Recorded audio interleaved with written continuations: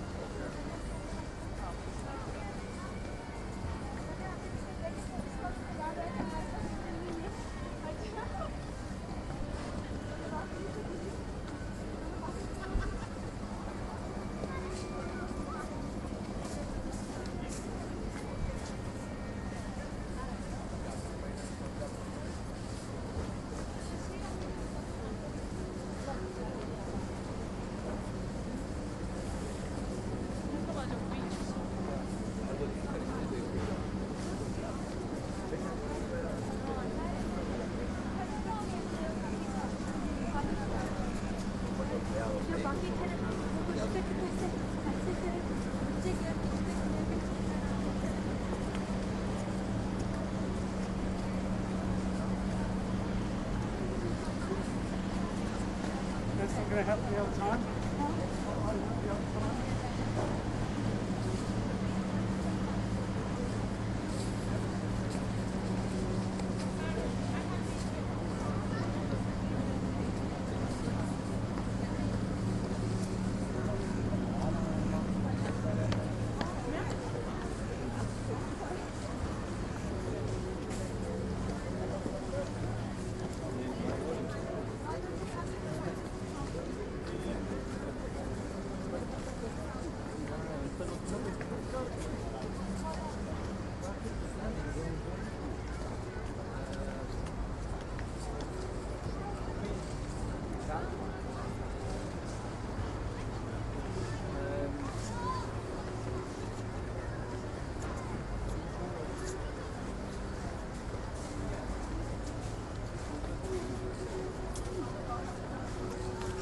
Depends how big the movie is.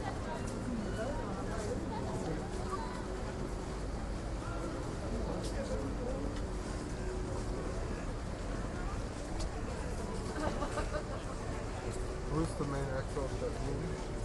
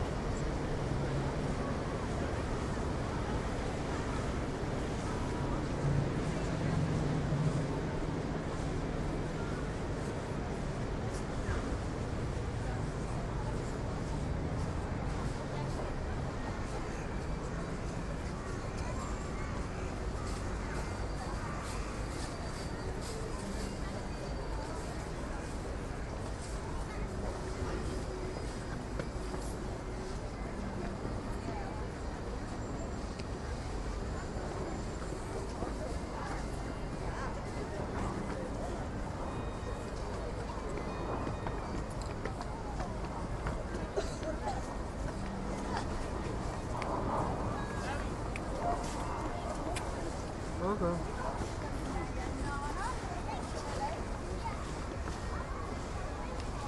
He will not do it. But yeah, I don't think that's it. Baba. Yeah.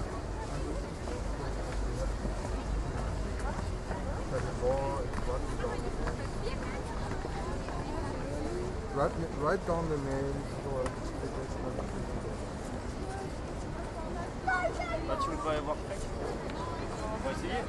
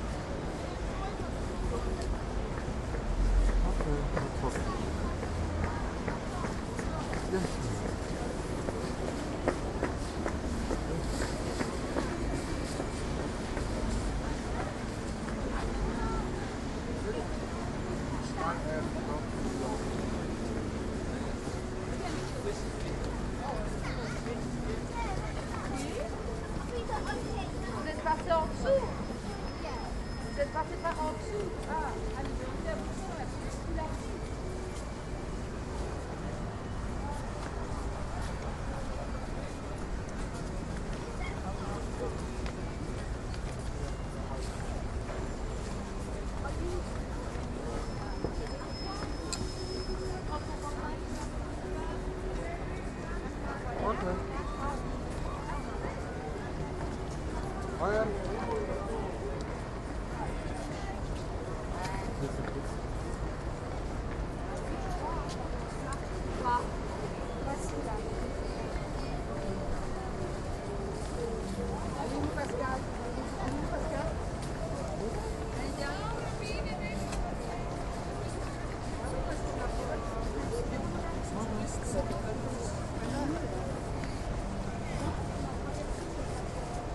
Okay.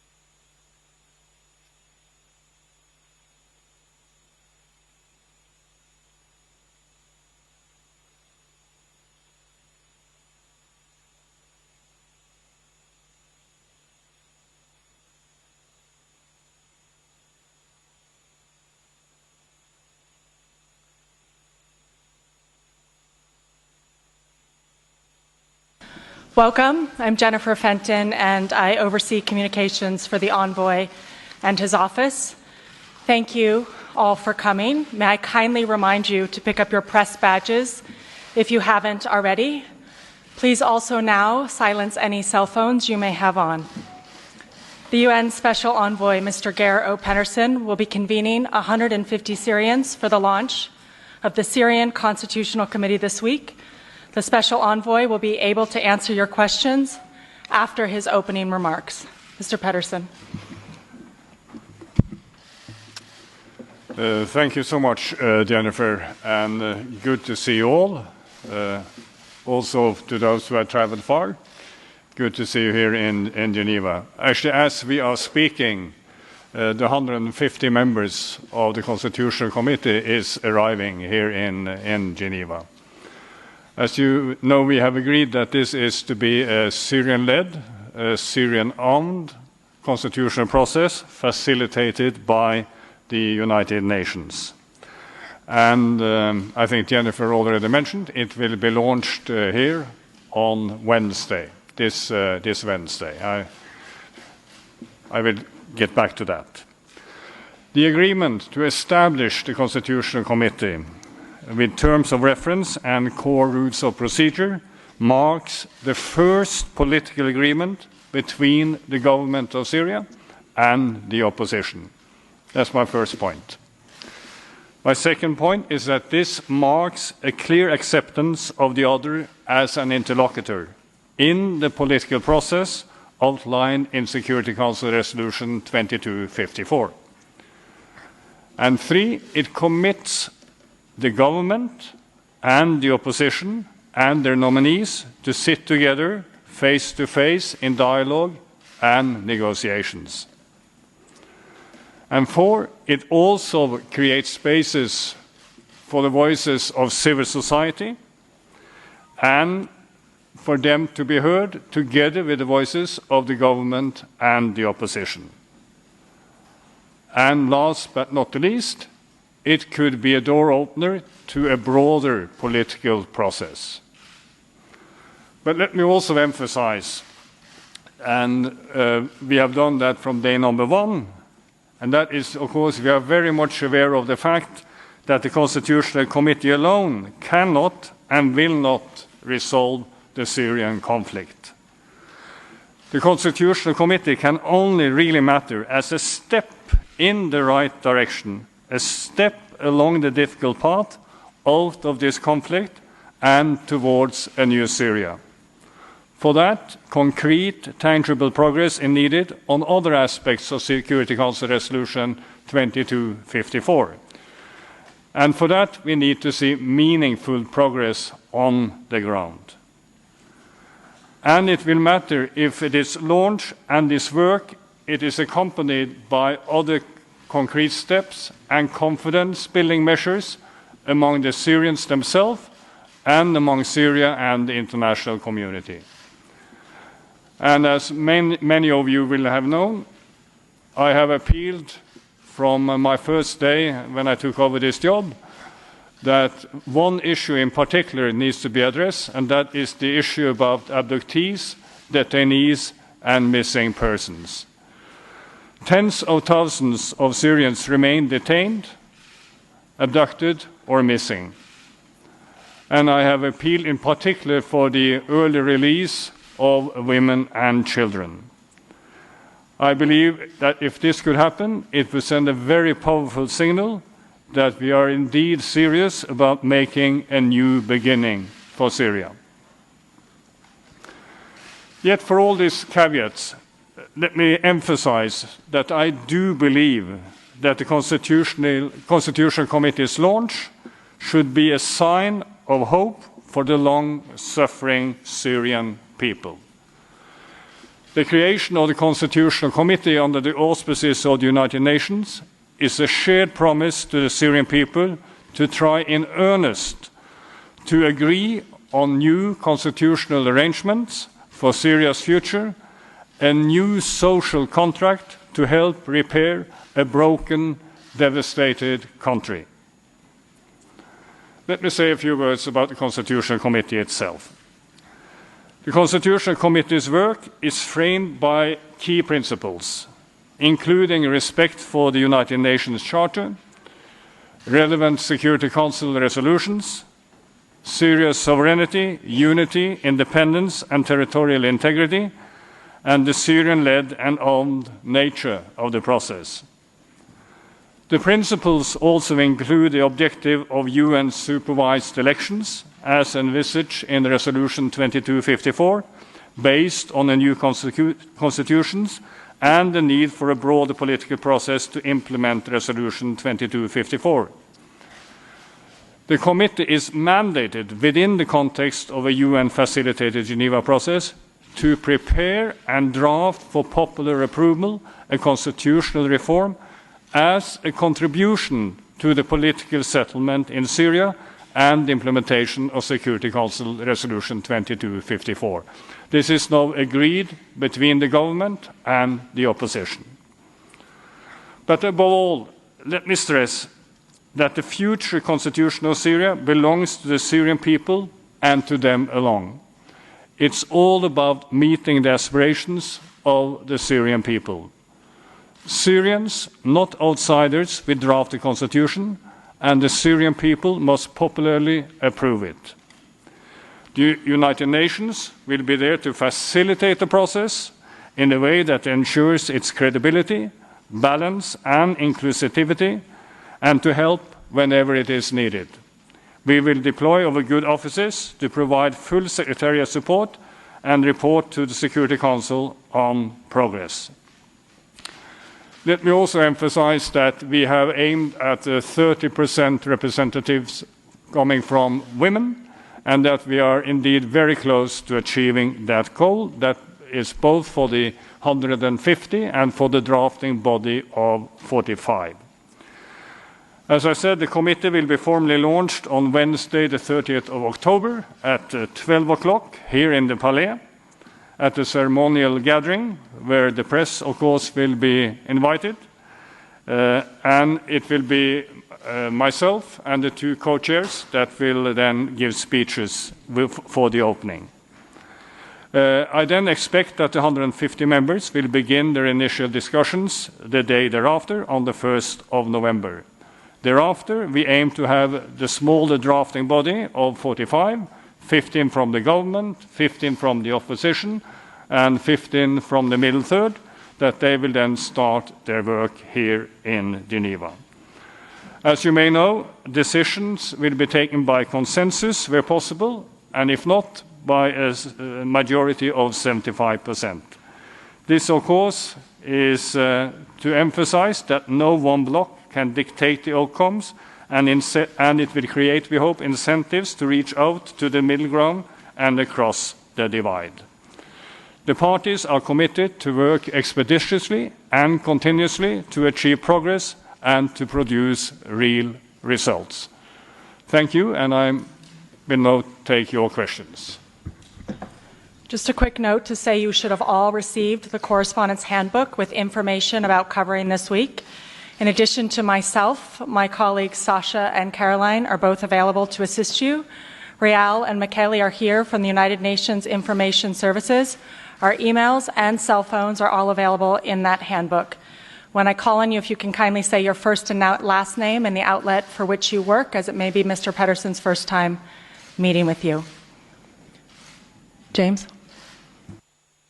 James Bays from Al Jazeera. Special Envoy, could you please give us your estimation of how hard this is going to be? What do you think the chances of success of building a new constitution is going to be? And how long do you think this process is most likely to take?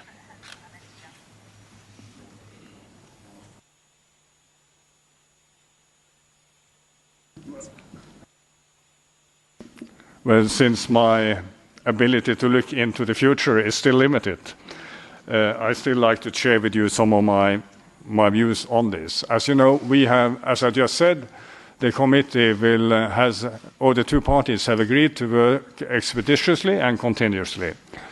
It's impossible to say how long it will take for them to conclude its work, but as long as it is done, with serious intentions, and we see progress, and as you know, I will be reporting to the Security Council, I'm optimistic that we will, within a not too distant future, that we will see tangible progress in the discussions. After all, this is important to remember, as I said already, this is actually the first time that the two parties have an ownership to the process. They have agreed on the rules of procedure.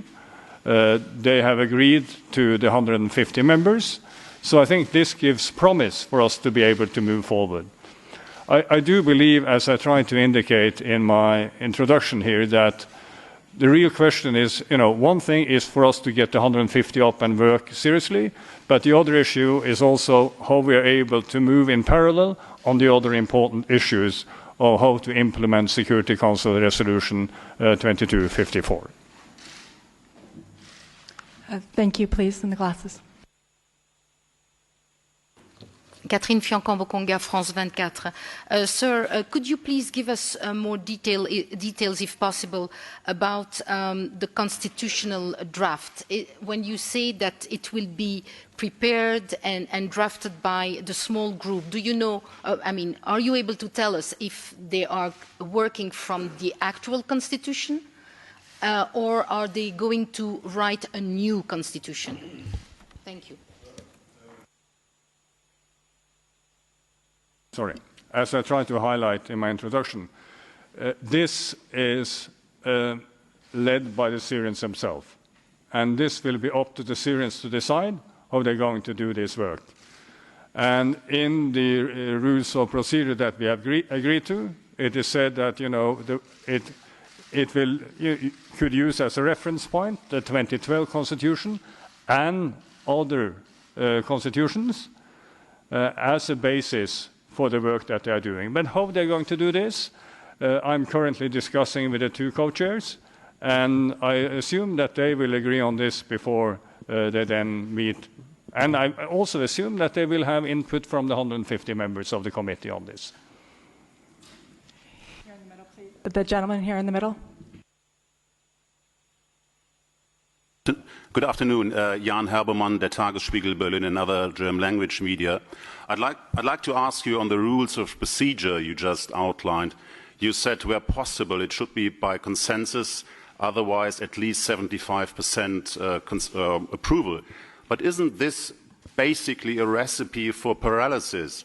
Because how can you possibly get consensus among representatives from the Assad regime and the opposition after 8 years of bitter fighting?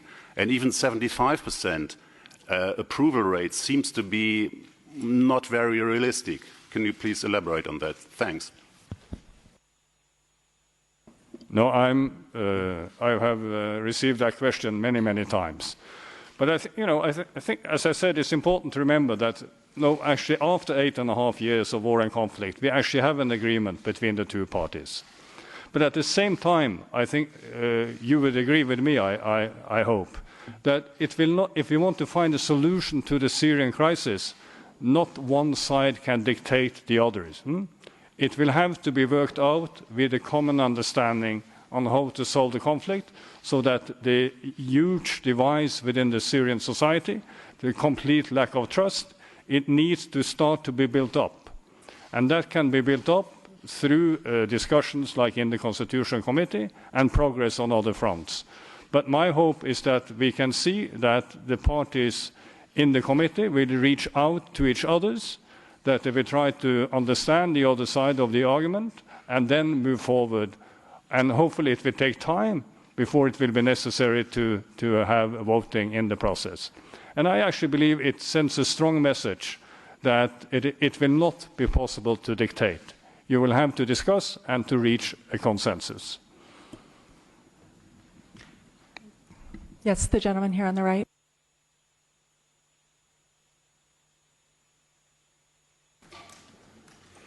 I'm Ahmad Shawki from the United Arab Emirates News Agency. If you permit me, I'll ask my question in Arabic.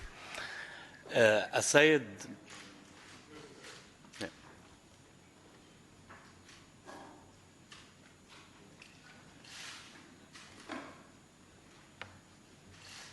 السيد المبعوث الخاص، كان هناك العديد من الدول الفاعلة التي شاركت بشكل أو بآخر خلال تشكيل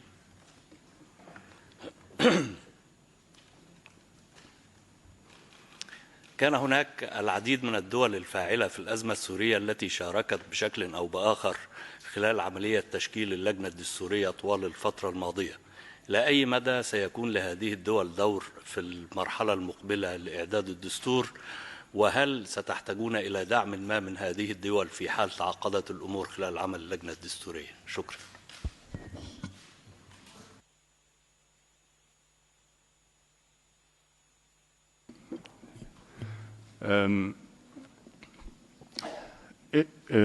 I've been working very hard, of course, with the government in Damascus and with the opposition, the SNC, to try to reach a deal on this.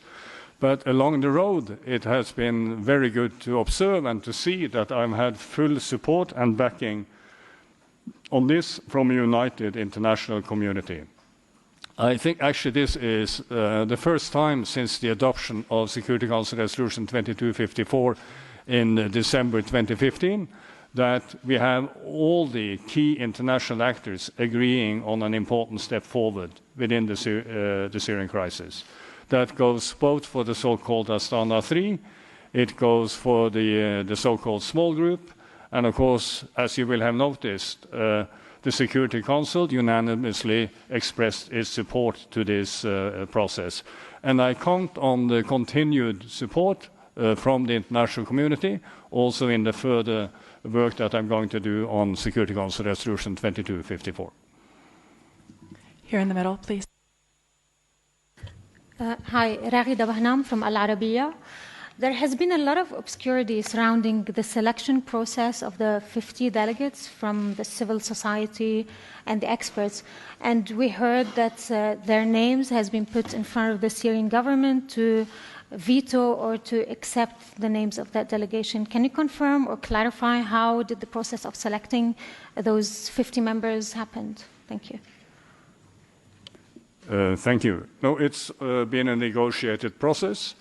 As you know, this has been going on for quite a while. There was in this December last year, before I took office, there was a meeting here in Geneva where one tried to reach a consensus on it. That was not possible. That was a meeting between my predecessor, Stefan de Mistura, and the 3 Astana foreign ministers. And we have since then, I have negotiated directly both with the opposition and with the government to try to reach a consensus on this, and with, I said, with the help of other international actors. And in the end, we managed through compromise to find a solution that I believe has been acceptable to all. Of course, it's, as I said, it's a compromise, so this you also obviously have to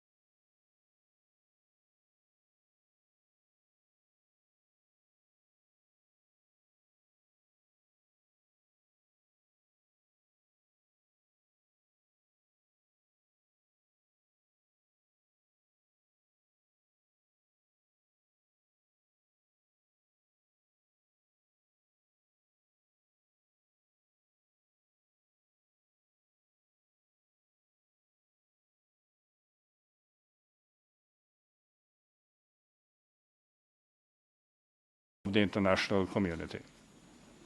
All right, Stephanie now. Thank you, Reuters, Stephanie Nabehe.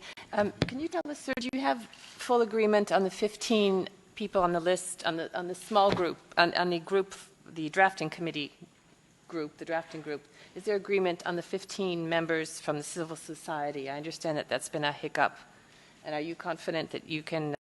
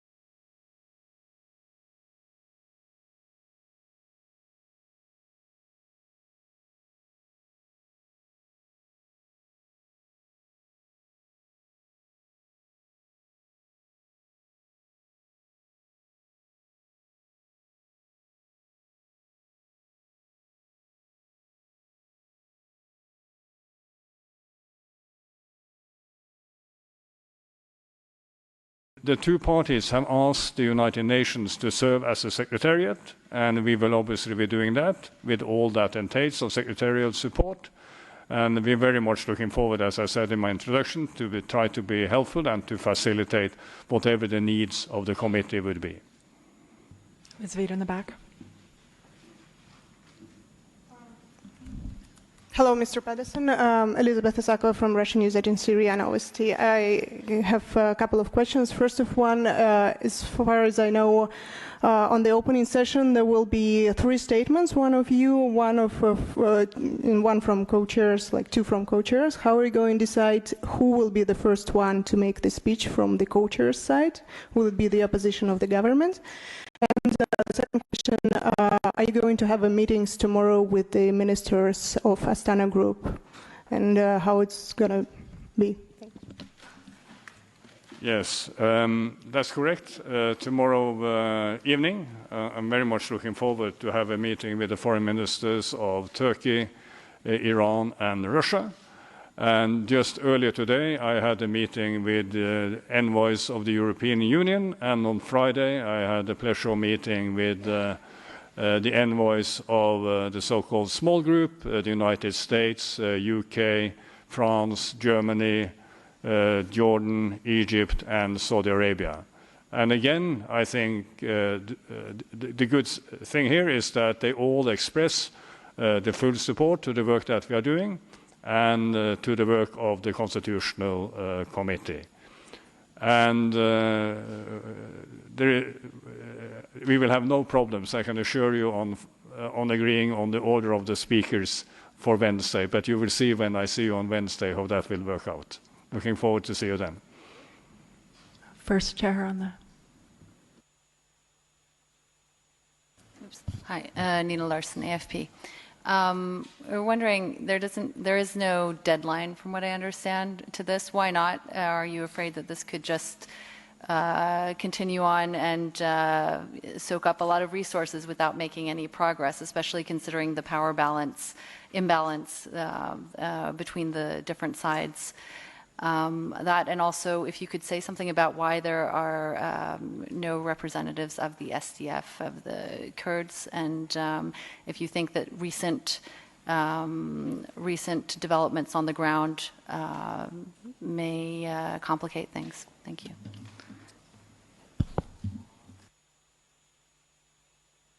You're right, there is no fixed deadline, but as I said, there is an agreement to work expeditiously and continuously, and I will be reporting to the Security Council on progress of the work that we're doing. We actually discussed quite a bit whether we should have a deadline or not, but then we realized that there are lots of experiences from all the constitutional committees where there have been deadlines that have, frankly speaking, never been met. So I think the important thing is to focus on that actually work is continuing seriously. That's what we will be focusing on. I think it's important to emphasize that this Constitutional Committee has representatives from all communities in Syria. It's a remarkable, I think, within the Syrian historical context, a remarkably representative committee. We have obviously also Kurds in the committee, but you're absolutely right. There are no SDF representatives on the committee. I think there were many people who were afraid of that the latest developments in the northeast and also the fighting continuing in Idlib, that of course would create challenges for the committee. I think our answer to that is that we are strongly appealing for the ceasefires to be respected, and that we have also been appealing for a nationwide ceasefire to come into effect. And we do believe that the fighting going on is just another proof of the importance of get a serious political process underway that can help sorting out the problems in all of Syria, including in the northeast, and obviously also in Idlib. I think we have time for one more question, if there is one, in the back on the left. From the Japanese newspaper Asahi Shimbun. Just on the logistical aspect of the meeting on the opening ceremony on Wednesday, do we know at this stage in which room it will take place? And also, if you could elaborate a little bit on the seating plans, will it be like the government from one side and then the opposition and the civil society in between? Can you just elaborate a little bit on that? Thank you.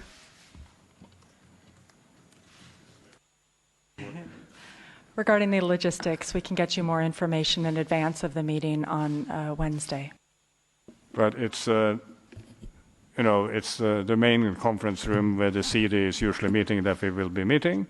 And we have had detailed discussions on seating arrangements. So you will see them all unfolding on Wednesday.